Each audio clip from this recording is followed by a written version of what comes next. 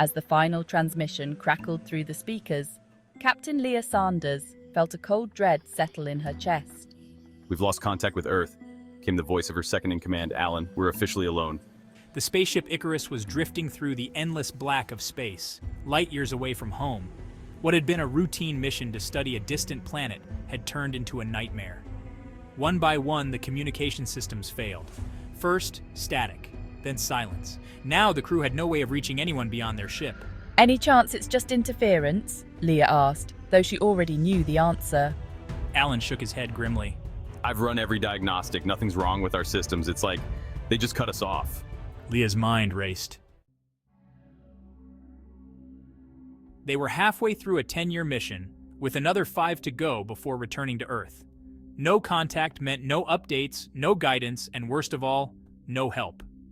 Her crew of 7 was now isolated in the void, with only the hum of the ship's engines for company.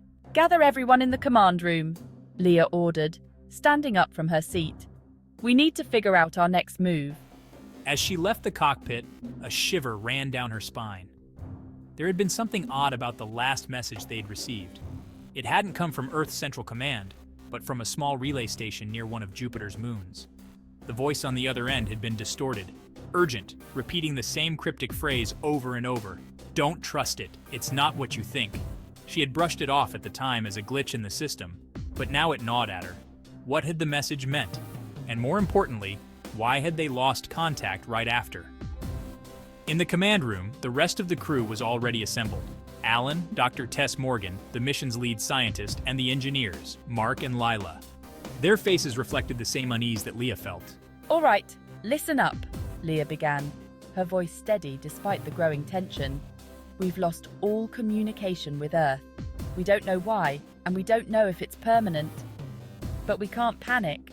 We'll figure this out." What if it's not just us? Tess asked, her sharp blue eyes scanning the room. What if Earth's gone dark too? The thought sent a chill through everyone.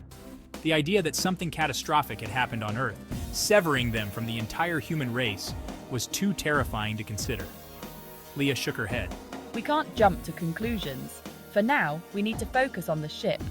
Our systems are stable, but we need to run full diagnostics on everything, especially life support."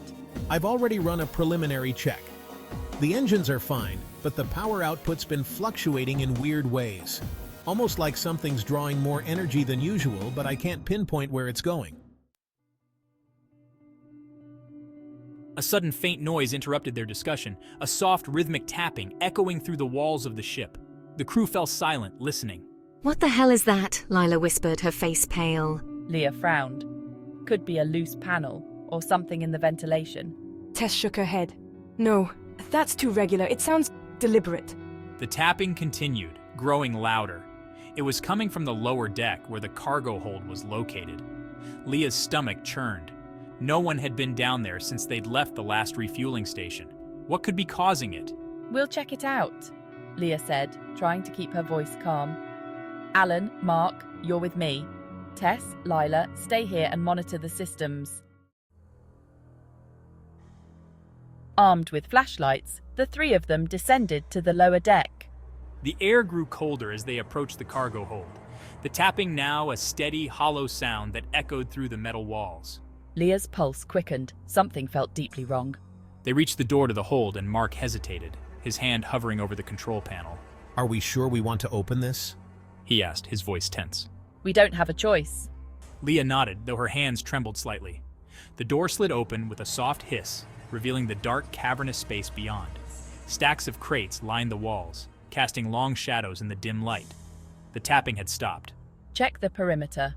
As they moved cautiously through the hold, Leah noticed something strange on the far wall, a small patch of frost.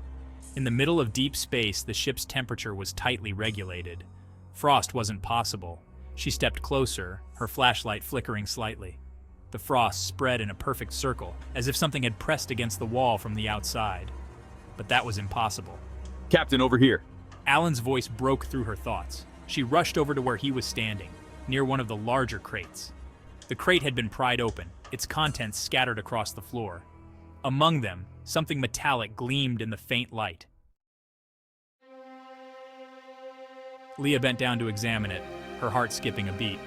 It was a small, circular device, unfamiliar in design. It hummed softly, emitting a faint blue light. What the hell is that? Mark asked, stepping back. Before Leah could answer, the device beeped, and suddenly the walls of the cargo hold began to pulse, glowing faintly. The temperature dropped further, and the frost on the wall spread rapidly, as if the ship itself was freezing from the inside out. Back to the command room now. Leah shouted, grabbing the device. They raced back up the stairs, the ship groaning ominously around them. As they burst into the command room, Tess and Lila were already at the controls, their faces pale. The power's dropping fast. Life support's about to fail. Tess said, her voice shaking. Leah slammed the device onto the table. This was in the cargo hold. We need to figure out what it is, fast. Lila's hands flew over the controls, scanning the device. It's not human tech. At least not anything I've seen before. And it's drawing power from the ship's core.